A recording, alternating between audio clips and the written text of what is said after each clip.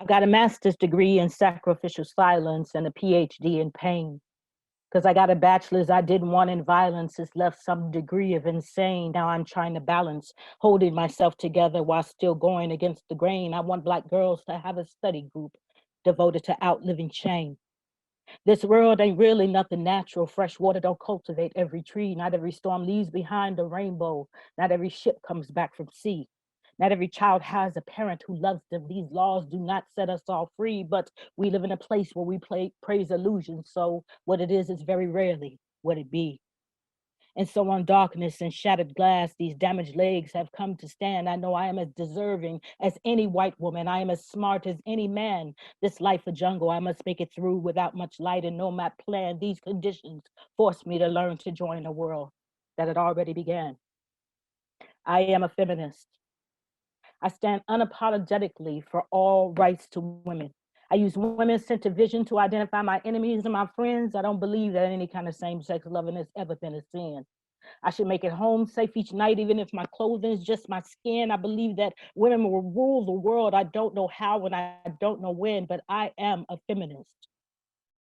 And I'm tired of all men who wish to trouble, who try preventing this. And I'm tired of white girls who really believe they own and invented this. And I'm tired of the colored girls who only see white girls and keep resenting this. And most of all, the media who paint me as strange and angry, demented this. There is no mystery. They are not trying to hide their desires. They wish to turn back the hands of time, set crosses back on fire, my right to choose, separation of church and state, abolish all that has transpired. And daddy's in jail for putting mama through hell, and the baby's getting higher. And it ain't that I'm not concerned about brothers. I just don't have the time. I'm preoccupied with women's safety. We ain't doing all that fine. A lot of women I know are losing it. A lot of little girls are crying. And I don't feel inclined to pacify a brother when all my sisters are dying. We cannot afford to forget just why we have to live these kinds of lives, taking self-defense courses, looking over our shoulder. This is how we survive. I look at men and I ponder the safety of the world for their mothers and their wives, and I study the things they do to our bodies, whether that be with words or laws or knives. I want safe, clean abortions and free pain absorptions, much more fair and bigger portions of this reality. I want a whole new constitution, benefits for those in prostitution. I want to be free of the church's intrusion and its legalities. I want to see children playing on nonviolent streets. I'm tired of my rape being the movie of the week. I hope God listens to me as I speak. Look what we're living through. I want to be all I was created to be. We can't keep ignoring everything that we see. We need to stand together even when we don't agree, because I need all of you. Call me a feminist or a womanist. You see, I got to add that color to keep it real, because I deal with shit on ghetto streets I don't talk about on Capitol Hill, and I can't always afford the abortion that I need because I couldn't afford the pill. And sometimes my struggle got me in Target looking for tampons to steal. There are needs that I have that white feminists do not talk about. They choose to leave me behind to maintain illusion, to maintain clout when I'm crying every day on malnourished streets. I don't hear y'all scream and shout, but you call my name with not enough shame when it's time to bring some color out. Now, the white sister that I stand with, I still don't trust her with my soul, because I still imagine her bossing some black maid when she was maybe 4 years old. I still imagine how many slaves her ancestors may have bought and sold. And I've watched her read my poems in shock as if my brain was something I stole. I have met white feminists who I could tell thought they were stunning to me. Hands filled with access and funding, but they do not come running to me, crying liberal tears, making left-wing promises. That shit is cunning to me, because they live in white homes with white men who are always gunning for me. Deconstructing this social nightmare is painful, but so thrilling to me. Because even the bad secrets got to be told. There is danger in concealing to me. Teaching a poor child to reach for American dreams is almost like killing to me. Could have been much happier if I stayed ignorant, but that was not appealing to me. But I don't pretend that I am whole here. I'm broken. And I can only work with what remains after the violence and then after the silence. I'm trying to fight while still in pain. I've seen women stepped over on sidewalks. I've watched girls go insane. I've watched us walk every step burdened and hardly ever hear us complain. They draw faint lines between nightmares and what they can do to us. Kings protecting queens, that shit is a cliche. It ain't never been true for us. All Black girls are born in pain from the bruises that color the mama's uterus. They want us to paint our background yellow when it has always been blue to us. So if you don't stand up for me, who is gonna do it? If ever I can get a door open, it's you. I want to walk through it. If you think loving women means hating men, you misconstrue it. I just don't trust him. Every time I tried, every time he blew it. I am a feminist because a woman paved that road for me. And she slaved and she prayed and she carried a heavy ass load for me. And a woman was brave and she stood up and she acted bold for me. And my life is saved by the women's stories that have been told to me. I am a Black girl who needs other Black girls. My life I give to this. As long as I got breath inside this body, I will scream. I live to finish this. The middle finger to any church or man of thought that seeks to diminish this. And all my love to warm soldier sisters who lay hands on to replenish this. My name is Enina J. And yes, I am a feminist. Step careful into this house I am, this body of rooms. If I don't break up the boards of these floors, shadow open these windows and doors, this body shall become my tomb. I walk myself like a hallway. In each door, my finger traces. In these rooms, a woman is not living and a little girl needs forgiving. I got to restructure this structure into fleshly spaces. So I'm releasing the birds that have dreams and letting the sky catch the screams that I thought were just creaks beneath floorboards. I'm going to let these demons tear my seams in life and not the dark that they seem. They're remnants of the pain and shame the poet hoards. A little Black girl lives in that room. Now, I ain't been in there in a while. She get right up in my ear, whispering stories I don't want to hear. But how could I be scared of a little child every time I open the door to that room? She's got this heavy need that looms. She plays hide and seek to make me guess that little girl needs more than I possess. I don't go in that room. Plus, she's got this closet that has no floors except quicksand, where she plays games with this grown man, this well-respected and known man, and he ain't got no kids of his own, man. He likes to tickle and touch her little stone. And my God, just leave the kids alone. And that little girl then made a clone and another and another. So she ain't alone and she ain't got to hear his grunts and groans. And I can't save her now because that bird is flown. But see, all these tiny drones and clones, they play inside that room alone. And I stand outside that room like stone. I let them pretend I'm never home. I mean, I tiptoe past that room. Across the hall is a lady that Laura just told you about. Some insane lady that screams and shouts a lot of rage that I would rather live without. Every time I open her door, she cusses me out, calls me a coward, and blacks me out. I pretend like I don't know what she's mad about. You see, she want to pick me up and shake me out so all my bullshit falls right out and she can live a life without so much to say, without a mouth, and being haunted by the little girl across the hall who laughs so loud, flinging blood on the wall. She's not the kind of kid that plays with ropes and dolls. I mean, she teeters on the edge of these halls like a too-high cliff and she's about to fall. There are many wild girls and women that my rigid structure consumes. This house is not a house. This is my body of rooms where dreams split apart, birthed in black roses that bloom and climb and twist vines. This house is no tomb, and I cannot if you love what you find in my room. I cannot if you return or you're prone to dimming lights, because I'm writing for the old woman who roams my hallways at night, thinking she's nothing except despair and doom. But I'm not gonna let her die, leaving only pain as heirloom, believing the hallways are safer than living these rooms. Genesis, these beautiful rooms.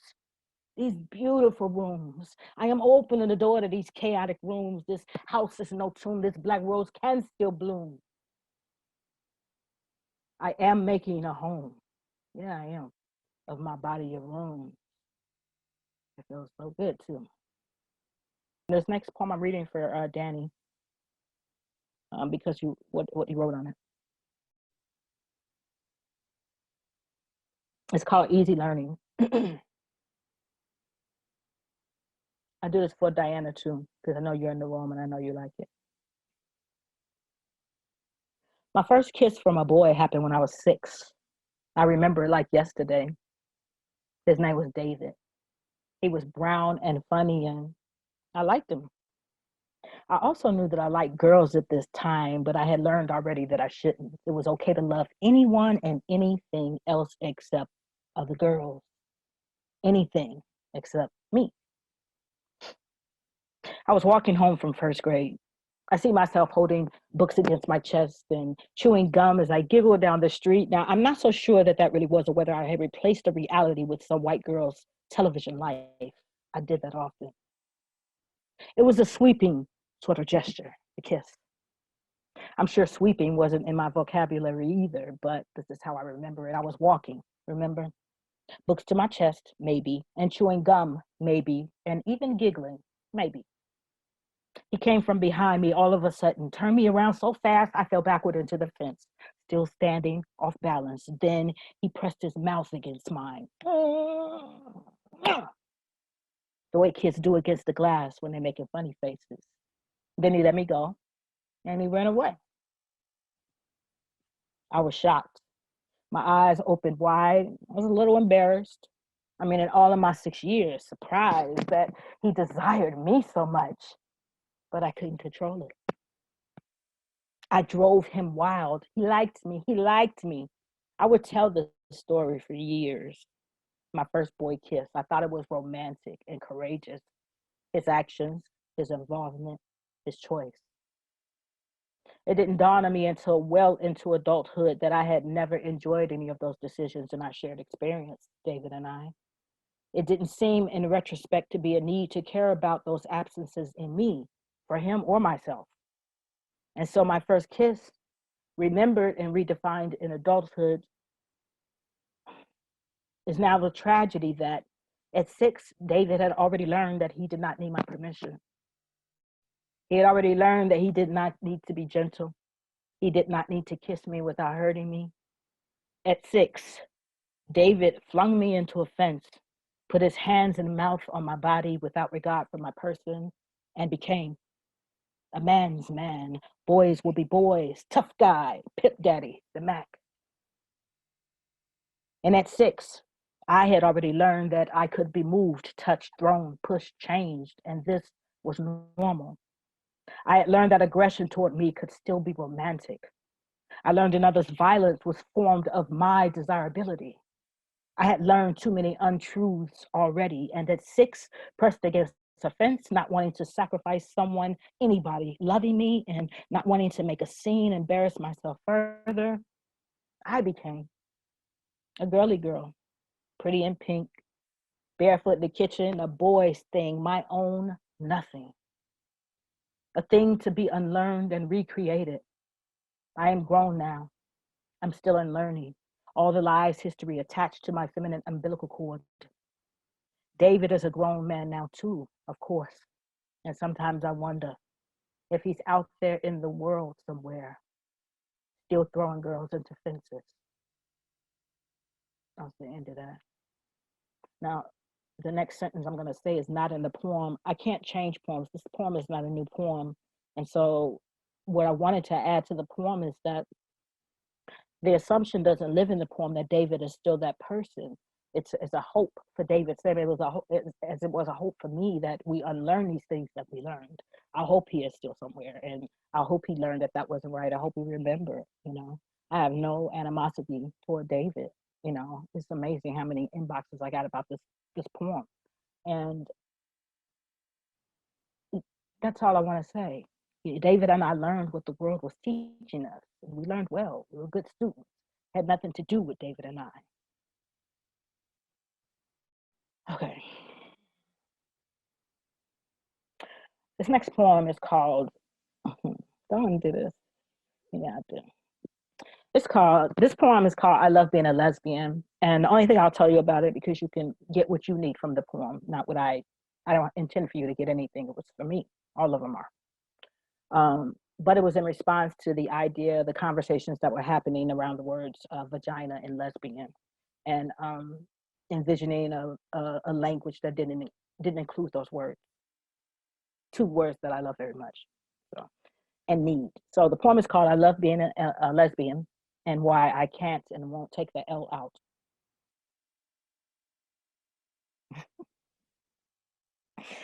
Okay. Because I love listening to her secrets while I eat. She has so many stories, and I do love to listen. When she opens her mouth, words spill out like water, a wet and rich tapestry I worship on my knees, on my back, on my belly, on my life. I need those secrets. Only she can tell me from her own mouth.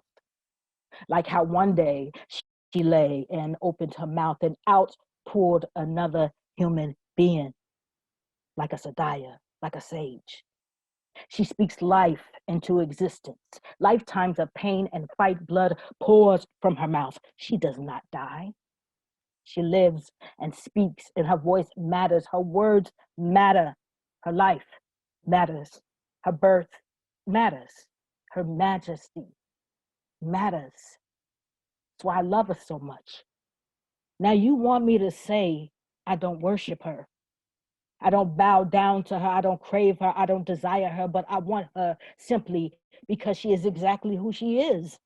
An old woman who has lived forever, who has forever secret to tell. And I love to listen to ancient secrets in the places I worship. I don't tell you who or what to want, who or what to need, who or what to worship. I don't feel a desire to kill you when you bend your knees to pray. I'm a collector of flesh memory and secrets, an explorer of beautiful portals of life.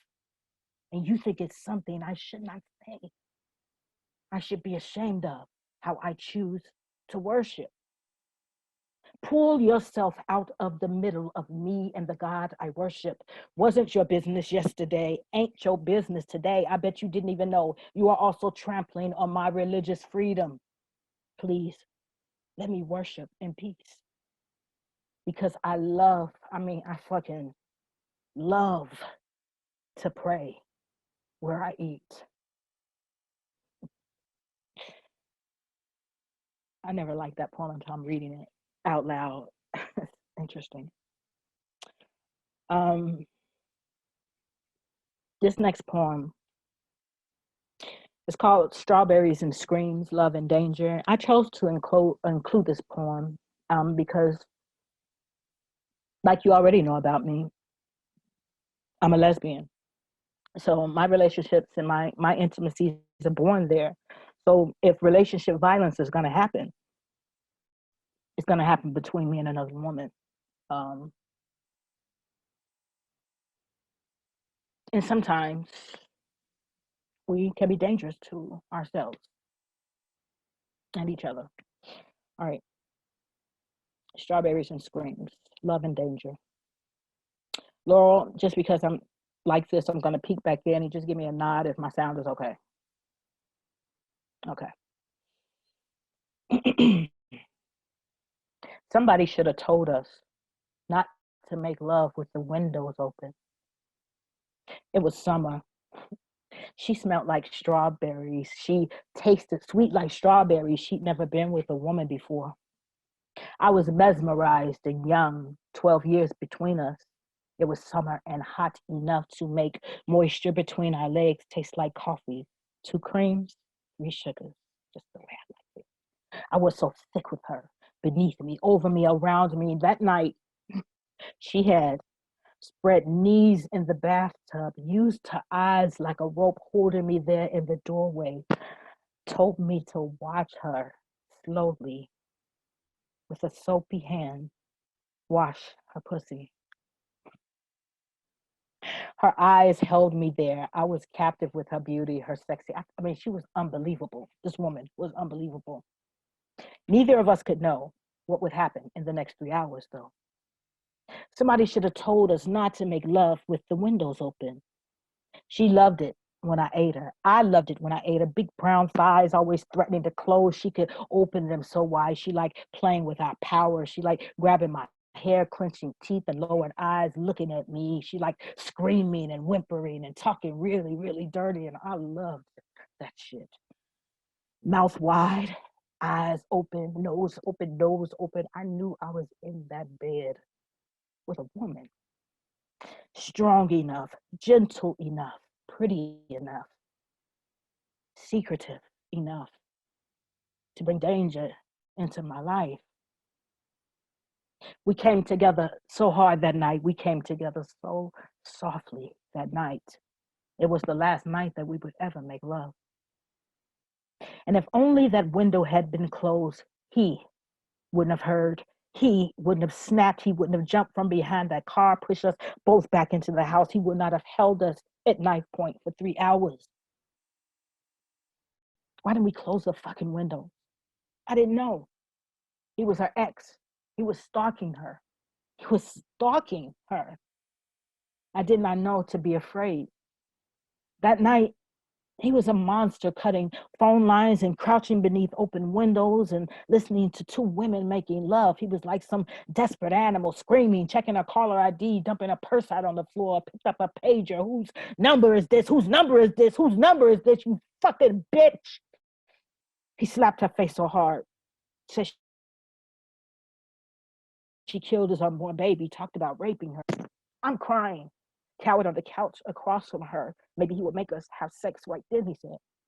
I'm just crying. Neither of us speaks or looks at each other. Please, God, please, God, please, God. It's all I could feel myself saying. He slaps her again. I am ashamed. There was a little brave lesbian hero inside me who died in that moment. Just before he dragged her into the bathroom, he was going to slash his wrist, make her watch if she did not give him the keys to her new house. And she cried and screamed, but would not let those keys go, would not let those keys go, would not let those keys go. Keys she squeezed in her hand like the last of her life, her only breath of freedom. And I loved her for that. I loved her for that. My God, I loved her for that. Later, but right then, there was too much danger, too much madness, too much irrational about this motherfucker. 3 hours he held us captive before she made promises in a dead voice. Before her limbs moved like a robot, giving in, staying safe, frightened of death. Somebody should have told us not to make love with the windows open. Because we lost each other that night. Talked a few times afterward about every other unimportant thing, then we drifted. Purposely, because she couldn't look at me again after that first slap. And I could no longer imagine a moment wherein I could be her hero. Them 3 hours stole too much from us, like the aggression in her kisses and the freedom of our fucking afterwards. I still remember how sweet she was, like strawberries, but now like with razor blades within the flesh. And her eyes couldn't meet mine no more. I did not go looking for hers. We simply became so suddenly two strangers who no longer shared a memory of heaven. Where did it go? Somebody should have told us. That's all I'm saying. Not to make love with the windows open. Thank you for listening to that. I gotta peek that. For all I know, I could be reading and everybody's gone. Okay.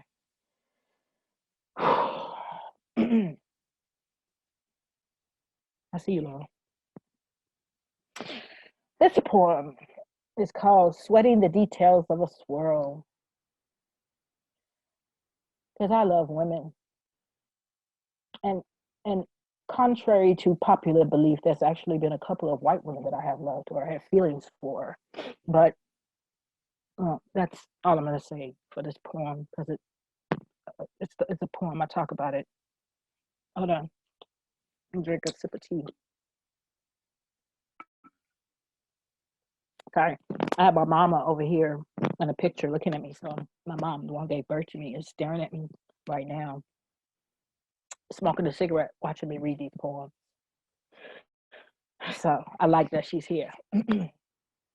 I wrote this in August 2018 when I was on the road for a month camping, different campsites, all women's festivals. There are two white women on this land that I could have a serious crush on, but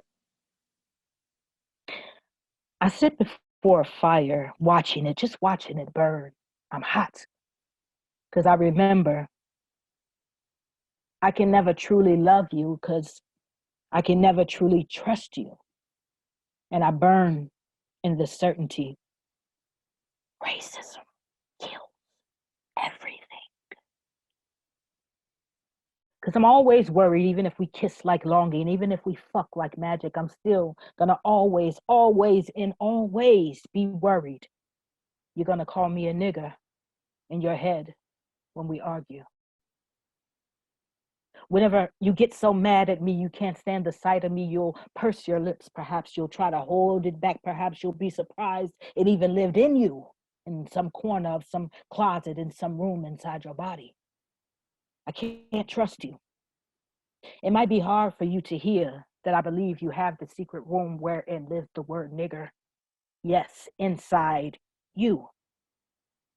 I know you want to resist that. You're such good white women. You seem like such good white women. And I try to believe that every time I hug you, every time I smile at you, I pray that word lives in the fireplace of your house, not in the fire, because it's dangerous if you think you can burn it. You can't just burn it. I think my hope is that you don't pretend you don't have that corner in that closet, in that room, in your house, inside your body. I believe it's useful to both of us if you know the nigger lives in you. If you know the nigger was slammed through your vagina, deep into your white body the moment you were born here. Woman, the nigger lives in your body. It has and it will for as long as me and you alive. What you gonna do with that nigger? How you gonna use that nigger? Yes, I know. I fucked with the language, took the word out, because like Mimi says, there's a lot of power, a lot of weaponry, and I could add a lot of apathy to be found in even the word. Racism kills everything. See what I mean? See how complicated the shit can get? I was just trying to express that I could have a crush on two white women, but I can't say that. See, I can't know that. See, without also knowing that I am so aware and often scared of the niggers that live in y'all. So I wrote that poem, and I did that poem one night when I did a reading, right? And the next day, I'm not going to talk about it a lot, but the next day,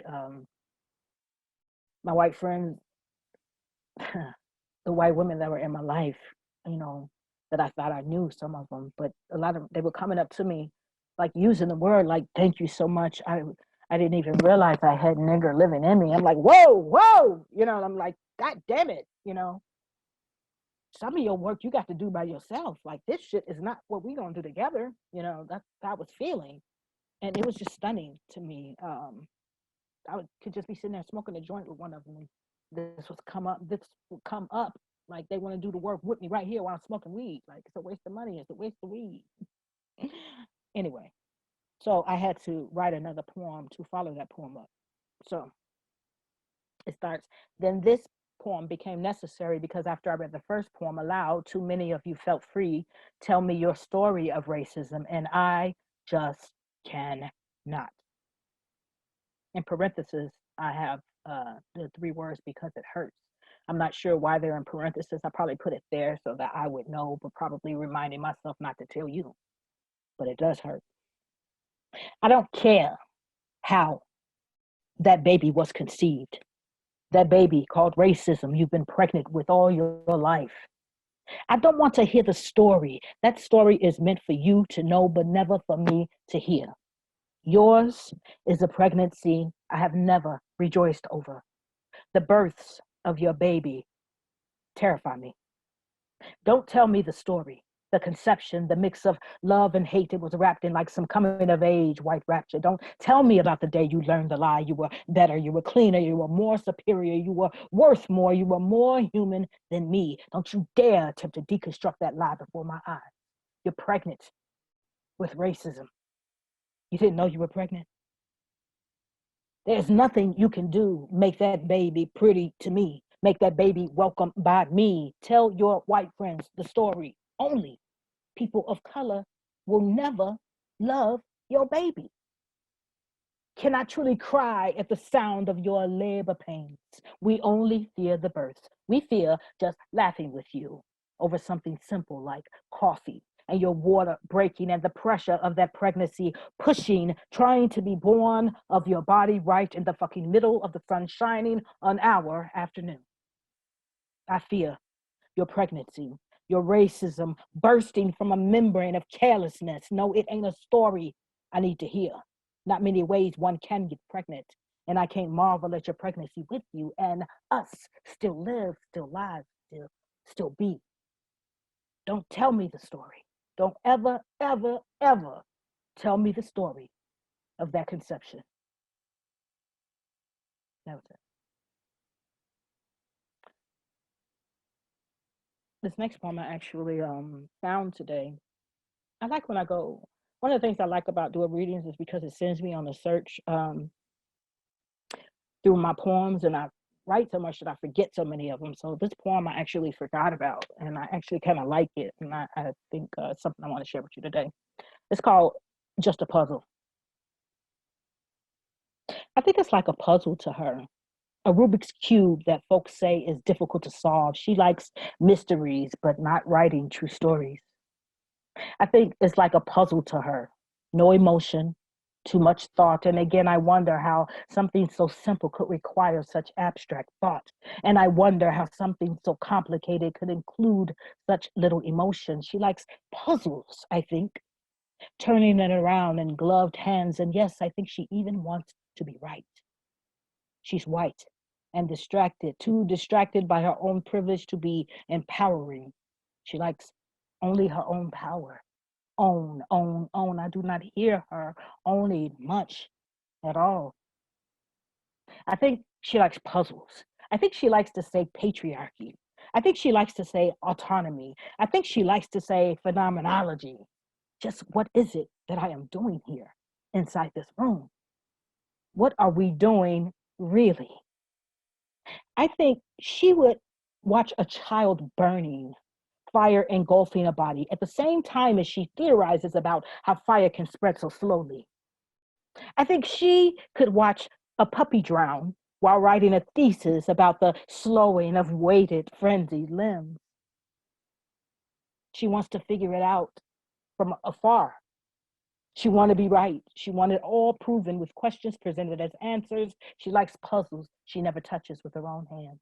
A frustrating truth. I am standing inside an inferno with fire theorists with no hands. Thanks. I didn't like it as much as I did at the beginning. Okay, Laura, I'm coming to check on you. Not check, I'm coming to check on you to check on me. All right. This next poem. Oh my God. I do not want to read this poem today, but it wants to be read, and I do allow them their lives.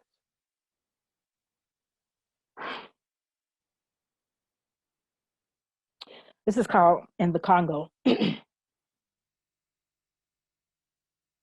I was channel surfing, sitting in my comfortable clothes, in my comfortable house, in my comfortable state of mind, and there she was, her black face blank, eyes looking off into the distance as she speaks. They stormed her village, her home, dragged her husband from the house, killed him in front of her, cut his body into three parts, the head, the torso, the legs. Then they all laugh as they rape her. She passed out, woke up next to her husband's legs. I wanted to turn the channel, just like right now. I wanted to turn the channel, but I always turn the channel. I always turn the channel because who on earth wants to hear some shit like that?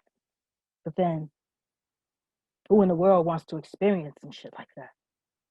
Next woman, her black face blank, eyes looking off into the distance as she speaks. They grabbed her from the road, dragged her through the bush, took turns brutally raping her, and when they were done raping her with their bodies, they shoved crooked tree branches up into the soft, vulnerable opening, shoved long machine guns up into her body. I wondered if she thought they would pull the trigger while inside her. It was all I could think of. The sister said they did this to mutilate her insides, to tear down her walls, steal her uterus. She no longer had a bladder, and her urine just runs down her leg all through the night, saturates her bed. The great silence, they call this. Women's bodies being ripped apart in the name of war, in the name of nothing. The rapists, they spoke to the rapists who say they would kill a man for doing what they are doing to their mothers, to their wives, to their sisters, but still they have no regrets. Men are superior to women. He must rape. Been without a woman in the bush for too long. He smiles at the camera. He smiles into the camera. His eyes don't feel the need to look off into any distance as he speaks. Male giggles are heard off camera. There is nothing that can be said to make them feel bad. Next woman I see is dead. Her eyes do not look into the distance as she speaks, and she does speak as she lays on the road with her clothes pulled up around her waist. She lays face up. There's a long, jagged tree branch sticking out of her vagina, long down to her feet. She is dead, not even alive enough to close her legs, not alive enough to cover herself, not alive enough to attempt to pull the stick from her body, not alive enough to scream, not alive enough to stop them from taking those pictures of her. Maybe she doesn't want to be in this part of this fucking documentary. Maybe she wanted to remain silent. Maybe, all maybes, because she is not alive enough to look off into the distance while she speaks anymore, not alive enough to even try being born again, try being born again, try being born again, try being born again. Next woman is also dead. Her eyes do not look off into the distance as she speaks. She lays spread eagle the way they left her, the way they left her, the way they left her, they left her, thinking she can no longer speak, but I can hear her. I hear her all the time. Because I know too many hers. I know too many days. I know too many of us with eyes that look off into the distance as we speak.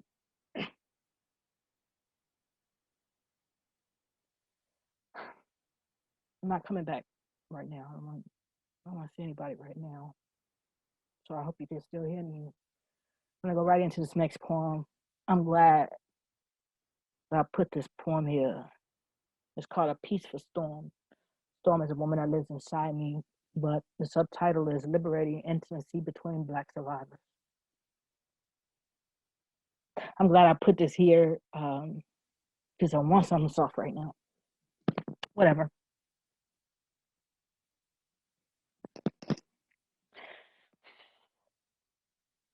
Torn, sometimes still bleeding.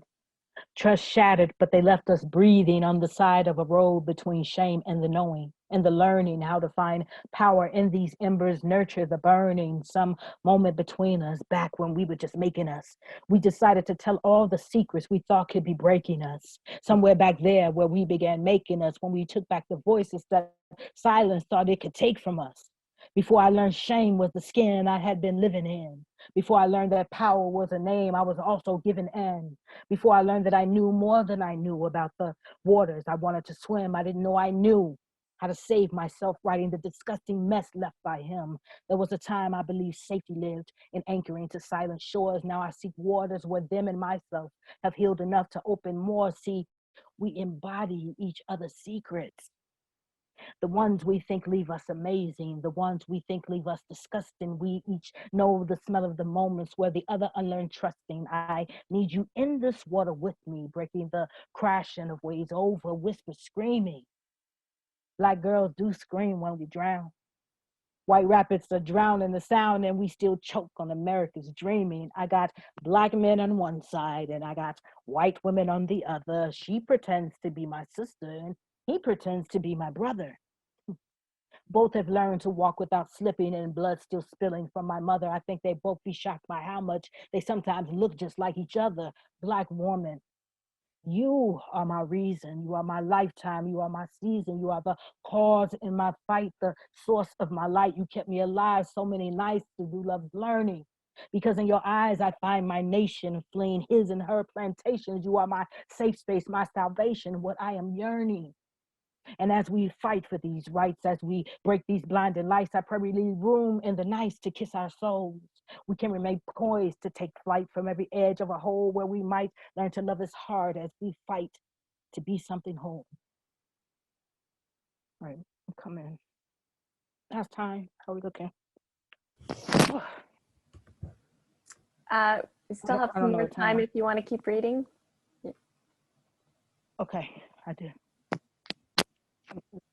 I'm not ready for it. This poem, actually, I was on Facebook one day, and there was this white woman, and she had, and you need like details for this. This is a poem I wrote after a story. A white woman had made up a story about being raped, and she had did these things where she tied her wrist. It came out. She admitted it, like she confessed to it. She had put her underwear in her mouth and took pictures of it, and just took pictures of these scenes, and that she had been kidnapped and raped, right? And I wasn't mad at this woman. I wanted to be. That's why I wanted to go with it. That's not where I went, because anyway, so this is the poem. The poem is called She Didn't Want My Trigger. Only a woman who has never been kidnapped and raped will pretend to have been so.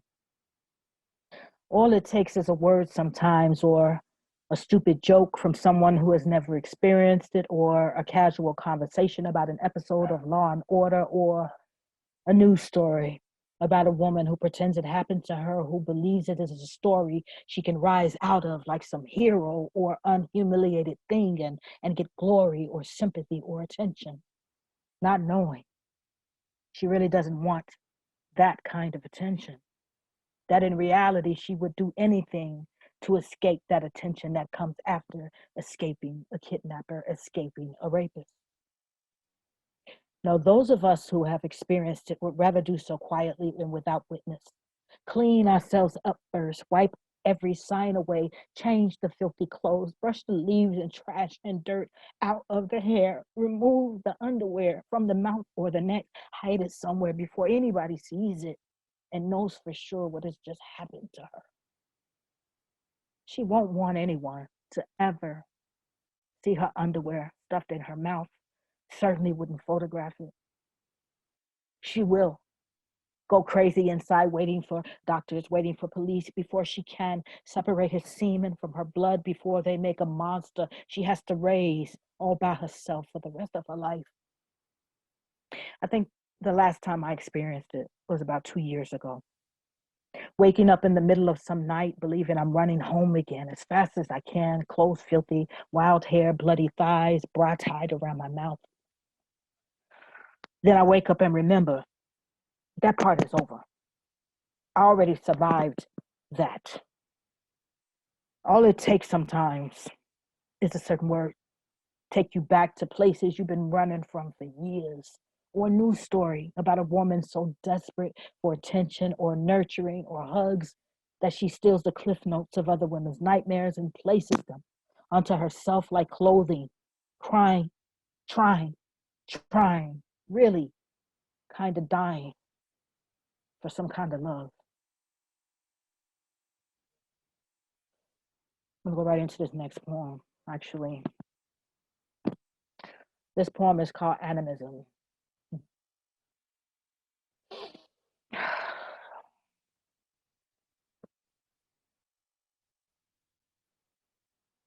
Every time I am killed, I promise myself I will never forget, but then I do forget, or just run out of lines on these papers. I have been killed so many times they hardly bury me no more, just leave me on the ground, sometimes cover me with small articles of newspaper and deflated balloons. Shit, you walk past a dead body like mine so many times it just becomes a body, a word, not even a name. I was once killed by a cop while holding my baby, hiding behind the door. Cop shot my baby and stole his mama. Ain't that murder while committing a felony? Do cops go to jail for that? I knew there was no way I'd ever forget that. but then I did. One day my sister called 911, get me to the hospital. Black girl ain't right in the head. But the doctors came to the house dressed like deputies. Stupid doctors kept punching me while pressing my face down into the mattress. Can you believe they killed me in my mama's house? Then went on and took me to the hospital. I swore I would remember that time. And I thought I did, but I just couldn't remember that I forgot. Because I got raped and thrown in a canal and I floated, bloated. They called me disgusting. Everybody came to look. I stared right back at them. Promised myself I would remember every face and also mine. And I tried to. But then I got pulled over by that cop on my way to my new job. And a couple of days later, they dragged my murdered body from a jail cell where I committed suicide. But I didn't. One night, a few months later, I swear I was just laying there in the bed, easing my tired body and soul. Black woman can't never get no rest. Cop bullets tore through my pajamas. How I get murdered in pajamas? Maybe I was doing some evil shit in my sleep. I'm still waking up, but I swear I'm gonna remember this. But then I've said that before. I tell myself I'll remember, and I mean it till tomorrow when I get arrested for some bullshit in a small white town and they tell my mama they released me in the middle of the night, but they really killed me, lying to my mama like that. I remembered, but forgot the night I was watching TV with my grandma and the cops made magic, turned our couch into a coffin, my grandmama's mind into a grave for me to lay in, deep enough to hold 10 of me. But there are thousands of me. I'm so good at dying, I promise. I'm the best at getting killed without making a sound. Don't nobody die quieter than me. And since don't nobody ever remember me, I promise myself every time that I'm gonna remember I was killed. And I mean it. I really do mean it. I try to remember. I try to read my names on these papers so wet. My blood is what it rains these days. No names, paper, just red. My lives matter too. I heard you. I believed you. Well, I heard you. When you screamed, Black Lives Matter, while marching past my body on the ground again. And you asked me to remember that you screamed that. And I promised I would, but shit, lately, I've been breaking a lot of promises, mostly to myself. I don't mean to. It's just hard to remember shit when I just keep on getting killed. I'm realizing that that's the end of that poem. I was realizing that poems have more life than we sometimes acknowledge, because this poem, I know it sounds crazy, but it's also a love poem because of the things that I was living inside my body during and after the birth of this poem. That is also the story of this poem. No poem is ever like just a poem. I realize that more and more. It's also like life lived before, during, and after the creation of the poem, like dates, timestamps. Probably in 10 years, I may not ever be able to tell you when I wrote a certain poem, but I will know in my flesh that when I wrote it, I was in agony, I was enraged, and I was also in the midst of some beautiful love, some beautiful healing. So that was occurring to me as I was reading that poem. I think this is the last poem I'm gonna do. I'm doing this. Let me look. I think I'm gonna leave you with this. I'm gonna do. This is for Hilla. Wait. I'm gonna do this one too. No, hang on, Laura. I'm coming. Tell me how much time it is, because I want to know. There's 3 poems I want to read. I want to know that do I have time to read these 3 poems? You have so much time. Yeah, we have time for whichever ones you want to leave us with. How long have I been reading now? About 50 minutes. Look at my wild. I'm sorry, I'm looking at myself now. All right. Okay. One day it might happen. You'll be sitting at your favorite table, maybe looking out the window, In the background, the news is running. You'll hear scattered words and a shocked white voice like 50, black woman, shameful. Oh my God, is anybody dead? How many wounded? Nobody knows. On the scene with Jim. Jim, are you there? Can you hear me, Jim? What's going on? And then Jim will show you images. A car driven through sparkling clean glass of some building folk might love more than folk. And then Jim will show you images of me sitting against a tree, gunshot hole in the head that I gave myself before the police could. And a few hours later, they'll splash my face across the TV screen and they'll show my Facebook page. You'll find all my poems about rage. They'll show you all my poems about race. They'll show you all my poems about rape, and they will shrug and be confused, and they will report that I was evil all along. I was crazy. You see, they won't mention Talia Williams. They won't mention Relisha Rudd. They won't mention George Zimmerman. They won't mention Dante Servin. They won't mention Latasha Harlins. They won't mention Dylan Ruth. They won't mention Kyle Rittenhouse. They won't mention Ryan Harris. They won't hear the sizzle of the fuse burning, just the bomb. They will tell you, I just went insane, crazy, off the deep end. They will tell you this thing as if you have not been watching me drive there all along.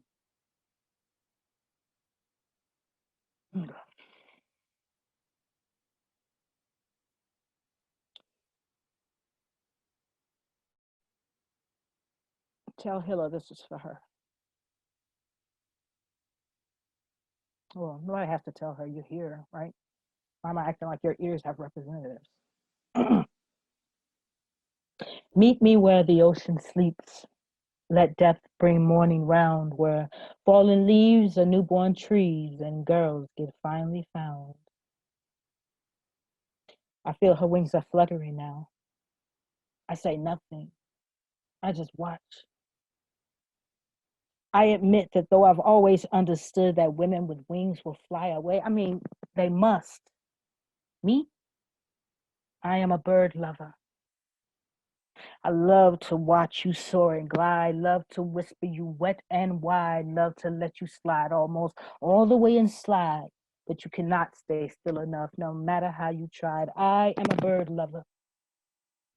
And soon the tips of our wings won't touch, and we won't remember too much, and soon the far betweens each blush. Now where I used to lust, I just hush and feel the brush, feel the days like breezes as they rush, as they blow, because I know hello always becomes let go. So I lie low just so she knows I'll give her what she wants, although we may not want the same thing, no, but I do not wait in line for shows, and I don't stop birds from flying, so I stand on this windowsill and I blow. I'm blowing you kisses, lady. In my language, I miss you, baby.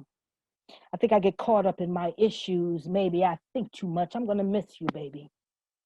Shit, what could another bird say to you? I mean, I know I'm gonna fly away too. And yeah, I was born and found to write your blues. And you know my flow will always find the tears in you. And you know that ain't shit you ready to do. And I know no use to holding on like I used to. I mean, I'm a fucking bird lover. I'm drawn to women like me with wings and shit who penetrate heights but can't cling to shit, who try traveling on land and get caught in strings and shit, walking more than flying, dreaming of things like rings, but shit. Love, when you fly away, remember, in your mouth lies the last tongue I let taste me while we were listening to Medusa. As you pressing your body into my body where my waist be, I can move backwards. But I would rather your pretty face to me. The wind came calling, caught this blackbird almost falling.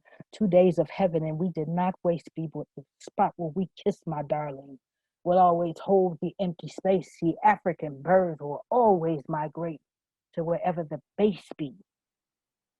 The base and the boom, the grace of these wounds, this safe that we assume, this space that we assume will always birth a flower that shall bloom. But in the race to not consume, where we don't eat spoils in closed rooms, birds and witches need the base and the bone fly away the moment the sound is sucked from the room. Now, I admit that I would probably never have a wife.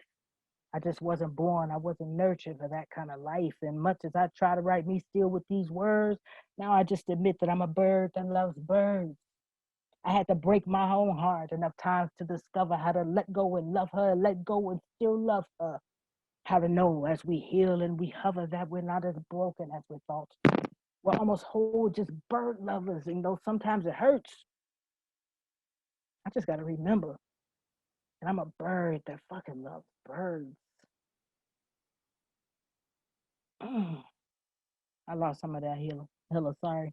Probably because it was on your list and not mine. But I wanted to give it to you because I love you, sis. Make sure that I'm done. All right, here's my last poem.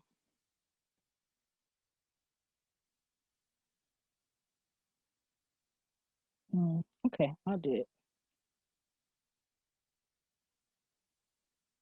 I'll do this one instead.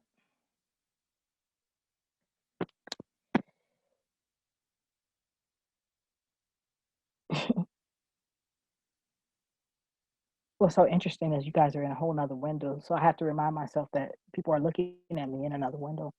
Make no mistake about it, I am blood and flesh. I'm abandoned dreams and unanswered screams. I am a fucking mess. I got lifelong monkeys on my back. I got pain stored in my chest. I am the watered down version of Janine. I ain't never been my best. I ain't never ran as fast as I could. I rarely give in to my lust. I ain't never promised forever and meant it. Never gave my heart with all my trust. I do not speak the poetry out of bravery. I only speak because I must. Don't get sucked into beds. I only fuck in. I put me always before us. I choose my own tears before the struggle every day. I flirt with girls to pulsate pearls. I don't know how to stay. I know exactly why I'm drawn to women who don't be moving my way because it's easy to swim in the shallow end, but it's my own hungers I betray because I look down sometimes and find that the water is only 3 feet deep. And try as I can, it just ain't enough to steal my demons. When I sleep, the shallow end beckons me with charm. But these days I look before I leap. Water up to my waist is just too small a taste, and that's a secret I just can't keep. I like it when the water rises above my head. I struggle and my vision gets blurry.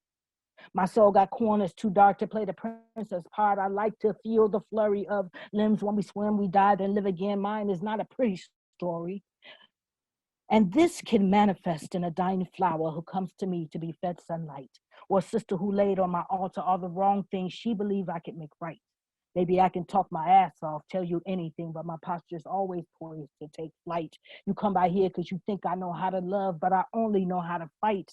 Makes no mistake about it, I am made of skin and bones. Every poem I release, a twisted masterpiece. I'm gonna die alone, because truth is, I ain't never felt much joy to share, and I ain't never felt at home. I might touch down, but never stick around. This crooked girl will always roam. I am skin and bones, which means my love, I make a lot of mistakes. I don't use this voice as much as I'm led to, and I certainly give less than I take. I want to write the slow songs without making the right shit wrong, because the love I crave, I want to make. The love that I crave, I ache to make. And I'm done. Thank you for listening to me.